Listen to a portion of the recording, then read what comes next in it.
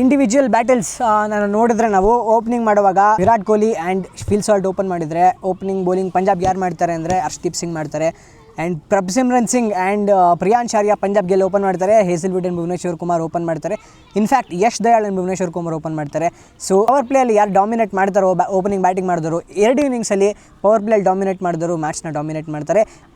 ಈ ಸಲ IPLನಲ್ಲಿ ಇದೇ ಒಂದು ಟ್ರೆಂಡ್ ನಡ್ಕೊಂಡು ಬಂದಿರೋದು.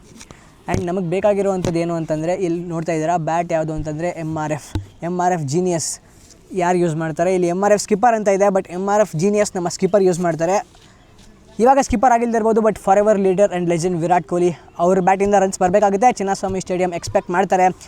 ಚಿನ್ನಸ್ವಾಮಿ ಸ್ಟೇಡಿಯಂ ಇಲ್ಲಿಂದ 11 ಕಿಲೋಮೀಟರ್ ದೂರ ಇರ್ಬೋದು, ಆದರೆ ಚಿನ್ನಸ್ವಾಮಿ ಸ್ಟೇಡಿಯಮಲ್ಲಿ ಆಡೋಕ್ಕೆ ಎಷ್ಟು ಲಕ್ ಬೇಕೋ ಅದಕ್ಕಿಂತ ಜಾಸ್ತಿ ಲಕ್ಕು ಚಿನ್ನಸ್ವಾಮಿ ಸ್ಟೇಡಿಯಮಲ್ಲಿ ಮ್ಯಾಚ್ ನೋಡೋಕ್ಕೆ ಬೇಕು ಇವಾಗಿರೋ ಟಿಕೆಟ್ ಪ್ರೈಸಸ್ಗೆ. So Punjab Kings versus Royal Challengers Bengaluru 2 match back to back ಆಡ್ತಾರೆ.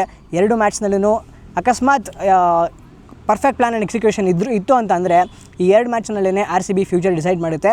ಆ್ಯಕ್ಚುಲಿ ಇನ್ಫ್ಯಾಕ್ಟ್ ಅವರು ಪಾಯಿಂಟ್ಸ್ ಟೇಬಲ್ನಲ್ಲಿ ಟಾಪ್ 2 ಫಿನಿಷ್ ಮಾಡೋದ್ರ ಬಗ್ಗೆ ಯೋಚನೆ ಮಾಡೋಕ್ಕೆ ಸ್ಟಾರ್ಟ್ ಮಾಡ್ಬೋದು ಇವಾಗ. ಯಾಕೆಂದರೆ ಪ್ಲೇ ಆಫ್ಸ್ಗೆ ಕ್ವಾಲಿಫೈ ಆಗುವಂಥ ಸಾಧ್ಯತೆ ಇದೆಯಾ ಇಲ್ವಾ ಅಂತ ನಮಗೆ ಯೋಚನೆ ಮಾಡೋ ಚಿಂತೆ ಇಲ್ಲ ಇವಾಗ. ಯಾಕೆಂದರೆ ಆಲ್ರೆಡಿ 4 ಗೆದ್ದಿರೋದ್ರಿಂದ ಪ್ಲೇ ಆಫ್ಸ್ಗೆ ಹೋಗ್ತಾರಾ ಇಲ್ವಾ ಅನ್ನೋ ಚಿಂತೆ ತುಂಬ ನಮಗೇನಿಲ್ಲ. ಬಟ್ ಟಾಪ್ 2 ಫಿನಿಷ್ ಬಗ್ಗೆ ನಾವು ಮಾತಾಡಬೇಕಾಗುತ್ತೆ ಇವಾಗ. ಸೊ ಪಂಜಾಬ್ ಮೇಲೆ perfect plan and execution will be the way for RCB's top 2 finish.